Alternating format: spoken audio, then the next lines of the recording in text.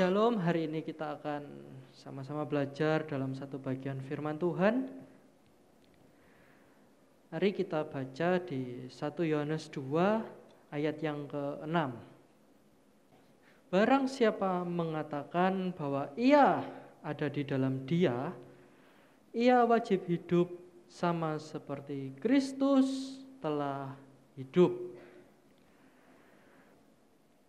Ini ayat pembahasan kita pada pagi hari ini ya. Kita akan sama-sama belajar bagaimana kita bisa supaya hidup kita ini sama seperti Kristus.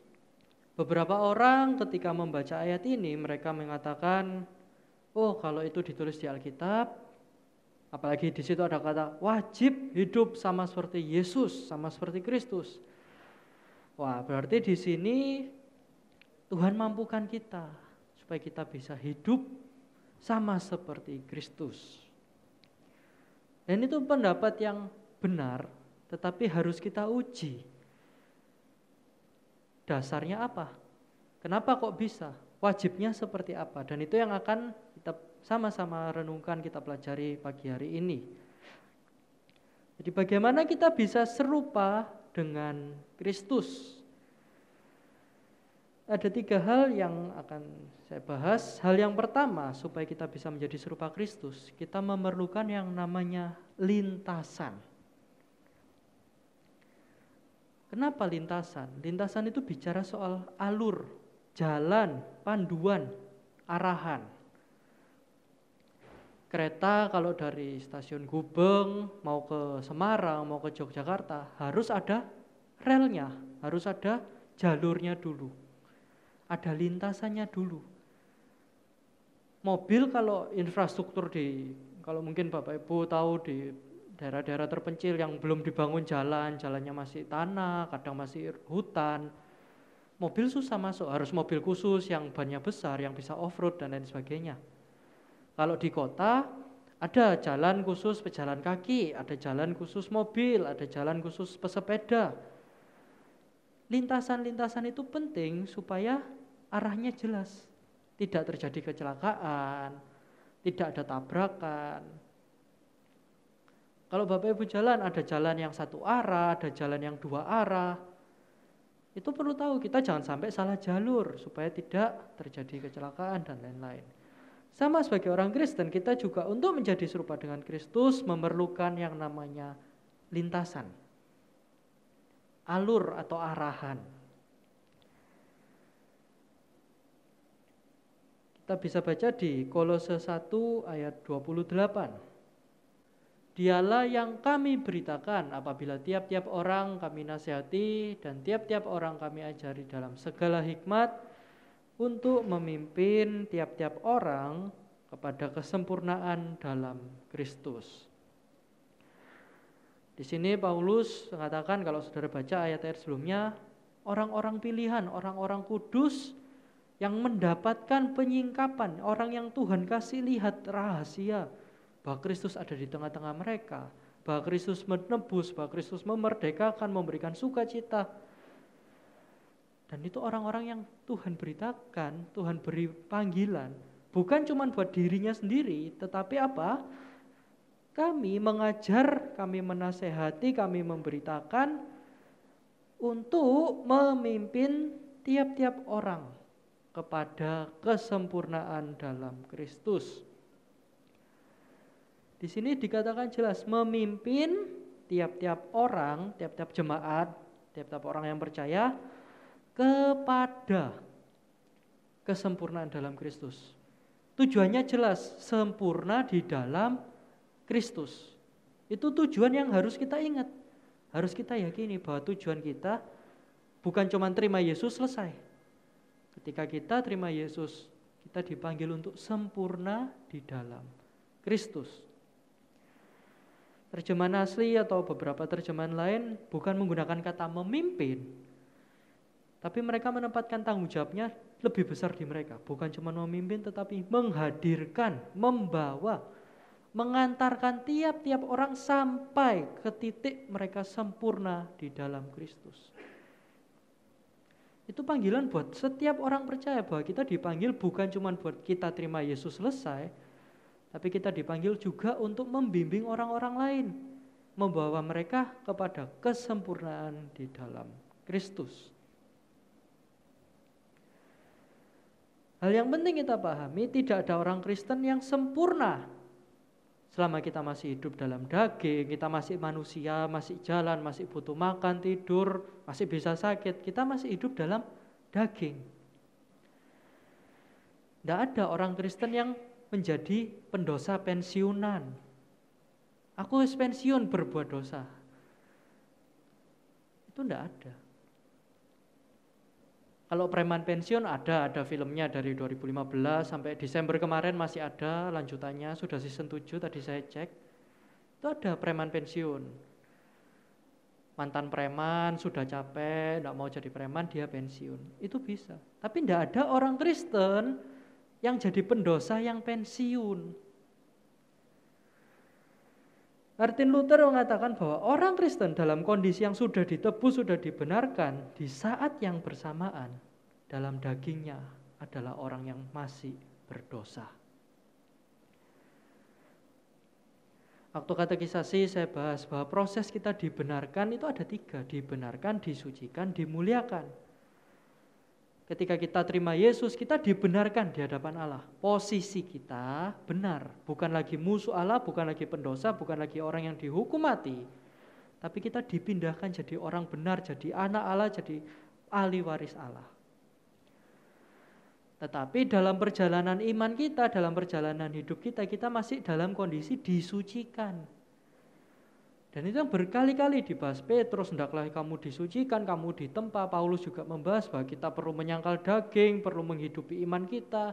Yakobus bilang iman tanpa perbuatan adalah mati. Itu semua proses kita disucikan.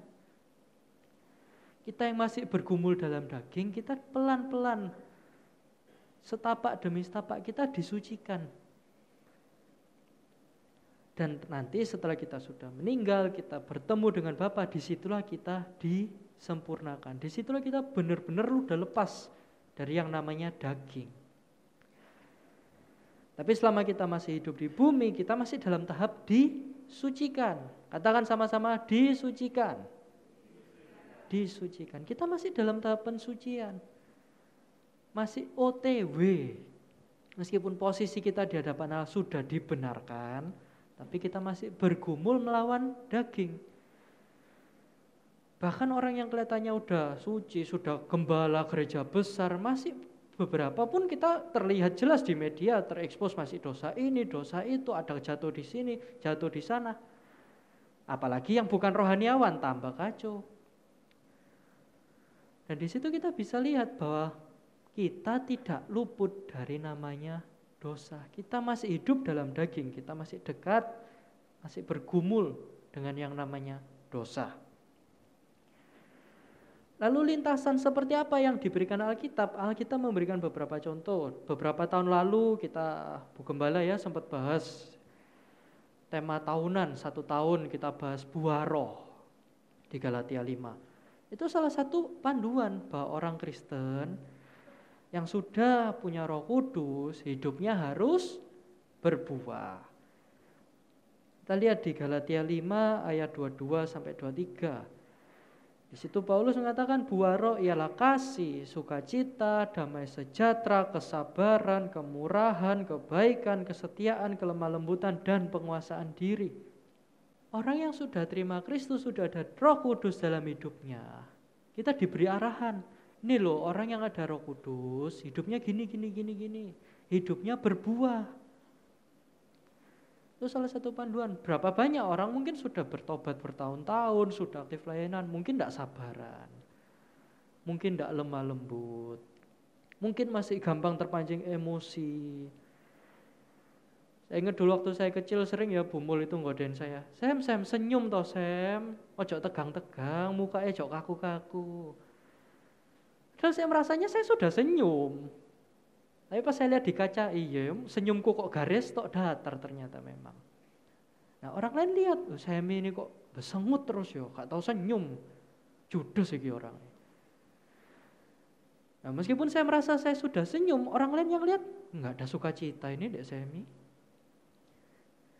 Saya jadi batu sandungan buat orang lain. Nah di situ kita perlu berbenah diri. Apalagi sekarang maskeran ya, nggak kelihatan senyum kan nggak kelihatan ya. Paling matanya tok naik dikit atau enggak. Waktu dibuka orang lihat loh, senyum apa enggak, senyumnya beneran senyum apa senyum kecut, senyum pahit, itu kelihatan. Itu baru sukacita. Kalau dibahas dalam beberapa tahun lalu pernah bukan bahas dalam. Damai sejahtera itu seperti apa, sabar itu kayak apa. Itu salah satu panduan yang Tuhan beri. Dalam bagian yang lain Paulus juga menulis di 1 Timotius 3, Paulus menjelaskan syarat-syarat orang untuk jadi penilik jemaat, jadi diaken, jadi pelayan. Itu seperti apa? Hidupnya berintegritas, tidak jatuh dalam dosa moral, mulutnya, lidahnya tidak bercabang. Itu Paulus jelaskan. Dan kita sebagai pelayan-pelayan Tuhan, sebagai orang yang percaya dalam Kristus, itu adalah panduan yang sudah ada di dalam Alkitab untuk kita lakukan. Tapi masalahnya kalau cuman berpatokan, oleh orang Kristen harus sabar, orang Kristen harus sukacita, orang Kristen harus ini. Disitulah kita masuk ke poin yang kedua, motivasinya harus itu untuk apa? Kenapa kok harus sabar? Kenapa kok harus sukacita? Kenapa kalau ngomong enggak boleh ngomong si A gini, ketemu orang lain dibalik? Kenapa kok kalau kita ngomong harus jujur? Nah, poin yang kedua, motivasi supaya kita serupa dengan Kristus itu untuk apa? Ada orang yang belum kenal Tuhan, dia pengusaha lumayan sukses, sempat terkenal lah, sempat bikin acara-acara webinar, bikin lumayan banyak fansnya juga, nulis buku. Ketika dia belum kenal Tuhan, dia cari pengakuan, dia cari pujian orang-orang. Wah, si A ini hebat ya. Itu loh, bukunya bestseller, seminarnya penuh terus. Ketika orang ini sudah terima Kristus, dia aktif pelayanan di gereja, mungkin suka nyumbang ke panti asuhan, ke yayasan, ke gereja ini, gereja itu. Kelihatannya baik, tapi perlu kita uji, perlu kita lihat. Di awal mula pertobatannya, Bapak ini ternyata masih menyimpan ambisi yang sama, mencari pengakuan, mencari pujian dari orang lain. Cuman caranya beda. Kalau sebelumnya lewat usahanya dia, lewat keuntungannya, lewat mungkin gayanya dia bicara, bakatnya dia. Ketika tobat dibeloin dikit.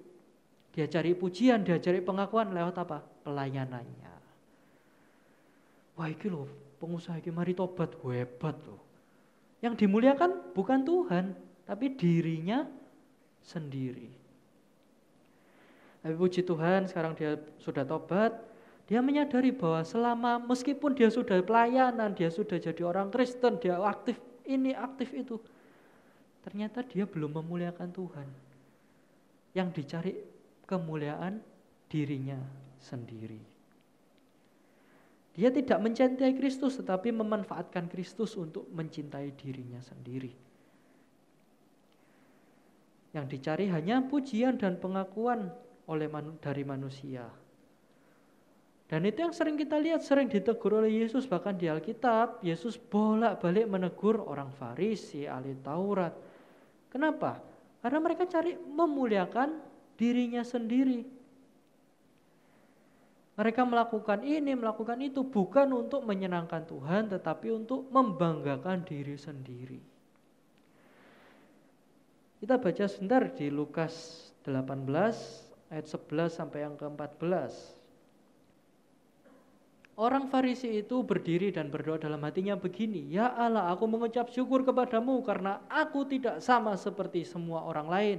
Aku bukan perampok, bukan orang lalim, bukan pezina, bukan juga seperti pemungut cukai ini." 12.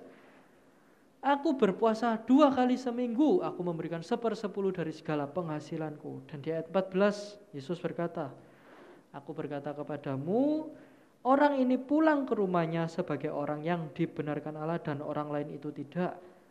Sebab barang siapa meninggikan diri, ia akan direndahkan. Barang siapa merendahkan diri, ia akan ditinggikan." Di ayat 13 kita bisa baca doanya orang pemungut cukai. Tapi kita tidak bahas itu, kita bahas adalah orang Farisi. Dia memamerkan, membanggakan. Aku ini loh bukan pezina, bukan pemungut cukai, bukan orang lalim. Bahkan aku puasa 2 kali seminggu, padahal Taurat memerintahkan seminggu sekali. Kita bisa lihat orang Farisi bukan mau menyenangkan Tuhan. Dia mau jadi orang teladan. Mungkin kalau Bapak Ibu lihat kadang-kadang pegawai bulan ini, pegawai teladan bulan ini. Kalau di perusahaan ada biasanya KPI, orang-orang HRD mungkin tahu ya. Tiap orang itu dinilai. Oh ini performamu kurang ini, kalau di sini kamu bisa ningkatin ke sini. Oh kamu datangnya telat terus. Orang Kristen itu bukan kita sedang perform di hadapan Tuhan. Nggak kayak yang dilakukan orang Farisi. Orang Farisi mereka anggap ini perform. Tuhan minta sekali seminggu, tak aku bisa lebih 2 kali. Mereka bangga dengan kesombongannya. Dan itulah yang ditegur Tuhan. Motivasinya bukan menyenangkan Tuhan, bukan serupa dengan Kristus, tapi cari pujian buat dirinya sendiri. Jangan kalau kita pelajari Alkitab berkali-kali mengatakan motivasinya bukan supaya kita diterima Allah, bukan supaya kita diperkenan di hadapan Allah, bukan supaya kita diberkati, bukan supaya doa kita dijawab. Tapi karena sudah diselamatkan, karena kita sudah ditebus, karena kita sudah menjadi anak-anak Allah, maka kita mengucap syukur. Bentuk ucapan syukur kita dengan taat kepada Tuhan, dengan kita berdoa, kita melakukan ini itu bentuk ketaatan, bentuk sukacita dari kita. Karena sudah ditebus bukan supaya diperkenan. Saya pernah dengar ya, dulu sempat rame ada cerita jemaat di gereja lain. Dia tuh jarang datangnya bolos-bolos, bolong-bolong, kadang telat. Suatu saat jemaat ini sakit, minta didoakan gembalanya. Ketika gembalanya datang mau doain, gembalanya enggak doain dengan, kalau kita mungkin ya doain supaya cepat sembuh, supaya bertobat dan lain-lain ya. Gembalanya enggak. Ini kamu puasanya bolong ya. Bulan lalu belum perpuluhan ya. Nih kamu makanya harus datang ke gereja supaya doamu dijawab. Ini kamu itu enggak kayak saya loh. Saya itu ya tiap minggu itu 3 kali puasa. Tiap minggu itu saya ngelakuin ini, ngelakuin itu. Saya penginjilan saya ini. Kamu ini bolos ke gereja, bingung kerja tok. Di situ kita bisa lihat bahwa pendeta ini bukan membawa orang ini ke Tuhan loh. Kelihatannya bawa ke Tuhan, datang ke gereja. Tapi yang dibandingin sama siapa? Sama dirinya. Doamu gak dijawab, gak kayak aku.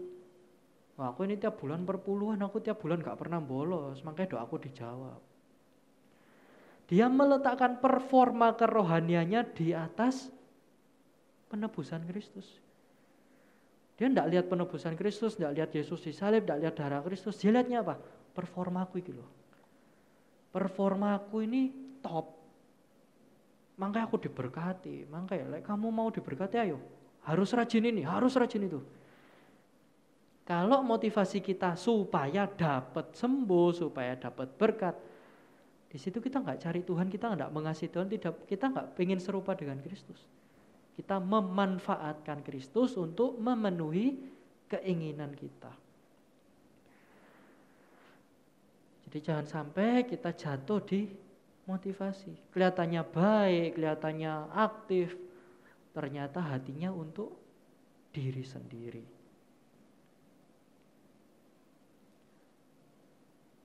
Yesus bukan suplemen. Yesus bukan batu loncatan supaya kita lek Kristen lebih dilihat perusahaan. Soalnya Kristen itu terkenal baik. Tak pindah Kristen aja. Bukan pindah Kristen supaya dapat posisi di tempat kerja. Kita jadi Kristen, jadi orang Kristen karena Kristus, bukan karena cari untung sendiri. Kita perlu uji masing-masing, motivasi hati kita selama ini kemana. Dan yang ketiga, itu adalah kapasitas kita untuk menjadi serupa dengan Kristus. Yang pertama itu panduan, jalan kita. Yang kedua, motivasi kita. Yang ketiga, kapasitas kita. Dulu saya sering ya dengar khotbah, kita harus serupa Kristus, harus meneladani Kristus. Atau enggak, harus serupa dengan tokoh ini, harus jadi kayak Abraham, punya iman yang besar. Jadi Daud yang pemberani, jadi Paulus yang siap berkorban demi Kristus. Kita lihat mereka aja, masa iso aku. Wis iku sing gawe pendeta-pendeta ae aku gak usah. Aku Kristen standar ae. Bukan Kristen yang premium yang sampai siap martir, penginjilan enggak usah. Aku pokoknya minggu ke gereja wis. Bukan seperti itu. Dulu waktu saya sama mama saya pernah ribut gitu ya. Soal mengampuni gitu. Saya tanya, kok enggak mau ampuni saya? Yesus saya mengampuni kok. Sampai disalib mau. Ya aku kudu Yesus. Aku kudu Yesus kabeh disalib karepe aku kudu Yesus. Pernah enggak dengar kayak gitu? Nah, aku bukan pelayan, aku mek jemaat kok enggak perlulah sampai mengampuni sampai kayak gitu enggak usah. Pokoknya tak enteng-enteng arek iki 3 kali bikin salah mbek aku awas kon yo. Yesus enggak nyuruh kita jadi gembala dulu baru mengampuni. Mengampuni itu panggilan kita. Enggak nunggu jadi pelayan dulu, jadi Kristen. Lek Kristennya belum 5 tahun, enggak apa-apa, boleh ngampuni 3 kali tok, mari gitu tengkaro. Enggak ada ayatnya. Kalau kita mematokkan hal-hal agama tersebut sebatas performa kita, kapasitas kita enggak akan nutut, enggak akan tercapai. Itu hanya akan jadi hal-hal yang membuat kita frustrasi, kita bikin stres. Contohnya kayak tadi, mama saya bilang, aku bukan Yesus, aku ya tak geger. Ketika kita hanya mengandalkan kemampuan kita, itu pasti bikin stres. Saya sendiri pun juga pernah jatuh dalam mungkin emosi, mungkin marah. Karena saya menyadari saya bukan Yesus. Tapi bagaimana kalau kita lihat ada 3 hal. Kalau kita hanya membatasi itu sebagai performa kita, sebagai hal-hal yang harus kita lakukan, kita bisa jatuh dalam 3 hal. Yang pertama, kita bisa jadi jatuh di rasa takut. Penuh ketakutan, lek gak ke gereja kok aku pulang moro kecelakaan. Waduh, lek minggu ini aku gak perpulan kok targetku gak tercapai, rek. Takut kehilangan, takut kena sesuatu. Itu hal yang harus kita hindari yang pertama. Bukan takut. Yang kedua, itu rasa bersalah. Kalau takut itu kita melakukan supaya tidak kena. Kalau rasa bersalah kebalik. Waduh aku sakit iki, salah aku mbek Tuhan iki rek, wingi bolos rek, aduh. menyesal, penuh penyesalan. Tapi fokusnya di diri sendiri. Waduh, klienku gak tembus rek, wah harusnya aku dapat loh ini. Kita bukan takut, bukan menyesal. Tapi ada orang-orang kayak Imam Farisi yang berhasil bahkan melakukan lebih. Mereka jadi sombong, merasa diri lebih. Jadi ada 3, yang pertama takut, yang kedua bersalah, yang ketiga sombong. Kalau kita hanya mengandalkan kekuatan kita, kita pasti jatuh di 3 hal ini. Dan itulah yang jadi motivasi banyak agama, bahkan orang Kristen pun. Mereka ke gereja karena takut, mereka ke gereja karena rasa bersalah, atau bahkan mereka pelayanan karena ada harga diri yang harus disombongkan. Selama kita bukan mengandalkan Kristus, kita mengandalkan diri sendiri, pasti kita jatuh di salah satu atau bahkan ketiga-tiganya.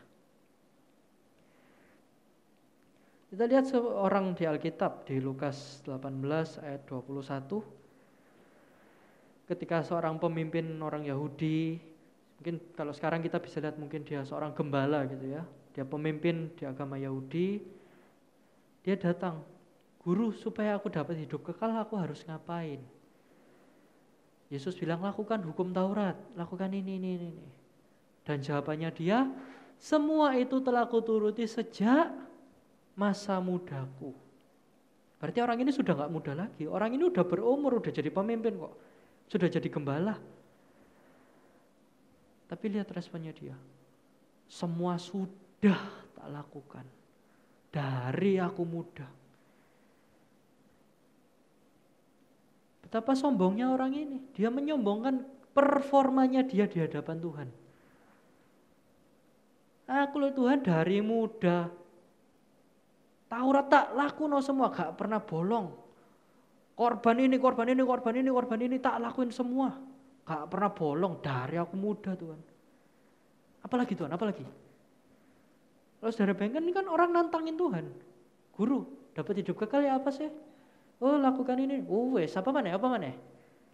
Dia lihat ya betapa sombongnya orang itu. Apalagi Tuhan? Udah semua. Dari aku muda, wes beres. Tapi ketika Yesus bilang, "Jualan hartamu, ikut aku."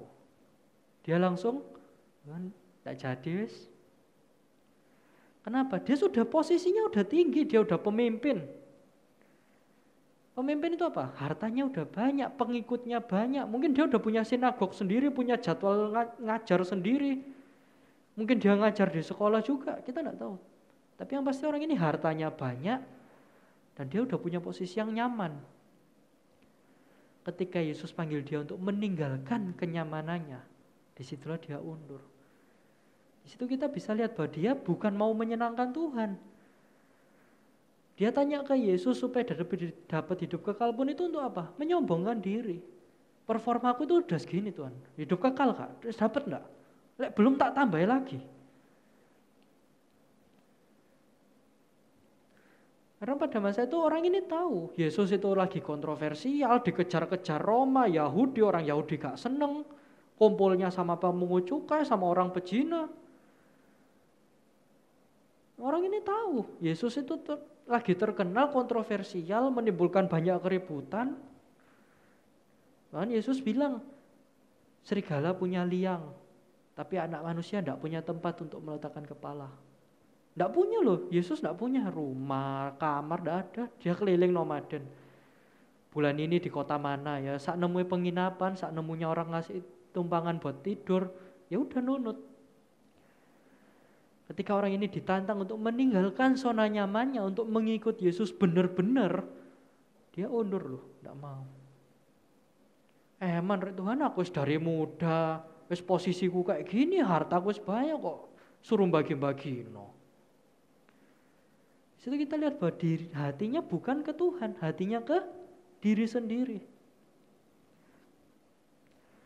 Tapi ada contoh lain di Alkitab. Pemimpin agama Yahudi juga. Yang rela meninggalkan posisinya, meninggalkan jabatannya. Dia sudah dapat dari negara surat untuk membantai orang Yahudi yang sesat. Membantai orang-orang Kristen. Tapi setelah berjumpa Yesus, dia adalah Paulus, bahkan dia bilang, semua aku anggap sampah. Semua aku anggap tidak ada artinya karena perjumpaan dengan Kristus jauh lebih mulia dari apapun. Paulus punya background yang mirip dengan pemimpin tadi. Dia juga pemimpin, dia murid dari guru besar yang terkenal, posisinya cukup tinggi, hartanya lumayan banyak. Tapi perjumpaannya dia dengan Kristus membuat dia rela meninggalkan semuanya. Itu adalah kapasitas yang Tuhan beri. Setiap kita punya kapasitas itu. Ingat ya, tadi ada 3, lintasan, motivasi, dan kapasitas. Jalannya sudah ada, motivasinya ada, tapi kalau kapasitas kita hanya mengandalkan diri sendiri, tidak akan bisa jalan. Kita perlu kapasitas, yaitu mengandalkan Tuhan. Kalau kita lihat Yesus hanya sebagai teladan, tidak perlu Yesus itu datang ke dunia, disalib, mati, bangkit, tidak perlu. Yesus jadi Bunda Teresa yang lebih banyak bagi-bagi aja udah terkenal kok. Udah memotivasi banyak orang kok. Tinggal bikin, kalau sekarang Yesus datang bikin video aja viral, bikin khotbah-khotbah aja cukup. Bikin video inspirasi bersama Kristus loh. Jadi motivator bisa kok. Tapi Yesus tidak datang buat jadi motivator. Yesus tidak datang buat bagi-bagi sembako tok, bukan jadi dinas sosial. Karena masalah kita bukan di hal-hal duniawi. Kita bukan orang yang tersesat, kita ini ibaratnya kita orang yang sudah mati, tidak mampu dengan kekuatan kita sendiri. Sehingga disitulah kita perlu Yesus untuk menebus kita. Kalau kita hanya mengandalkan kekuatan kita, kita takut, kita sombong. Tapi kalau kita bisa memandang pada Kristus, disitulah kita punya kekuatan. Kita tidak perlu takut lagi untuk jatuh, kita tidak perlu takut untuk sombong. Karena apa? Karena motivasi hati kita tertuju pada Kristus. Yesus datang ke dunia bukan untuk menolong orang berdosa yang mau tobat. Kalau orang di dunianya ada yang mau tobat, Yesus tidak perlu datang kok. Tapi nyatanya tidak bisa, dikasih Taurat tetap dilanggar. Dikasih Nabi tidak didengar, dikasih Raja tidak dituruti. Bahkan sampai Yesus sendiri yang datang malah disalibkan. Betapa bobroknya kita sebagai manusia, kita tidak akan pernah bisa 100% menjadi seperti Kristus. Disitulah kita perlu Yesus. Disitulah Yesus perlu datang, perlu menjadi juru selamat bagi kita untuk menggantikan posisi kita. Ayat penutup kita baca di Titus 2 ayat 11 sampai 12. Karena kasih karunia Allah yang menyelamatkan semua manusia sudah nyata, ayat 12. Ia mendidik kita supaya kita meninggalkan kefasikan dan keinginan-keinginan duniawi, dan supaya kita hidup bijaksana, adil, dan beribadah di dalam dunia sekarang ini. Karena kasih Kristus sudah menyelamatkan kita. Kasih itu sudah nyata. Maka kita dididik supaya kita meninggalkan ini, meninggalkan itu. Karena kasihnya sudah nyata. Bukan, oh kamu harus ini, supaya kasih Kristus nyata. Itu kebalik. Itu motivasi yang transaksional. Oh aku melakukan ini supaya dapat itu.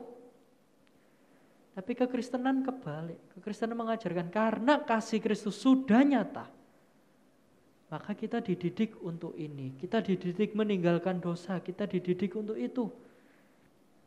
Anugerah Allah yang menebus dan membebaskan, itu memberikan kita pengharapan. Memberikan kita sukacita. Dan anugerah yang sama juga memampukan kita untuk serupa dengan Kristus. Bilang ke kanan kiri saudara, serupa dengan Kristus. Amin. Kita tetap punya tanggung jawab, kayak tadi dibilang, kita dididik untuk melepaskan ini, meninggalkan itu. Kita punya tanggung jawab. Tapi tanggung jawab kita bebas dari rasa takut, rasa bersalah, rasa sombong. Karena kita bukan sedang perform di hadapan Tuhan. Kita bukan sedang pamer, ini loh Tuhan aku mampu. Tapi justru kita sedang menunjukkan, Tuhan aku ini tidak mampu Tuhan. Tolong aku Tuhan. Kapasitas kita untuk menjadi serupa dengan Kristus itu bukan lagi soal, oh kita mampunya segini, aku isanya segitu, aku isa ini. Tapi kapasitas kita terletak pada sukacita kita di atas salib Kristus. Kita berusaha menjadi serupa dengan Kristus itu bukan menjadi beban. Bukan sebagai beban. Duh sorone res, gak Kristen-Kristen lah. Wes minggu kudu nang gereja, sik dijaluki perpuluhan, sik kon iki, sik kudu sabar, wes gak Kristen-Kristenan. Itu hanya apa? Menjadikan kita stres, frustrasi. Kita menjadikan hal itu sebagai performa. Tetapi ketika kita percaya pada Kristus, bahwa Yesus itu loh lebih dulu menjadi serupa dengan kita. Dia lebih dulu menggantikan kita mati dan bangkit. Supaya apa? Supaya kita bisa serupa dengan Dia. Pengertian ini, pengalaman ini yang penuh dengan sukacita justru akan menjadi motivasi kita untuk memuliakan Tuhan, menjadikan kita untuk mau mengikut Tuhan, mau menjadi serupa dengan Kristus dengan penuh sukacita. Bilang kanan kiri, sukacita. Sekali lagi, lemes semua, sukacita. Oke, mari kita bangkit berdiri.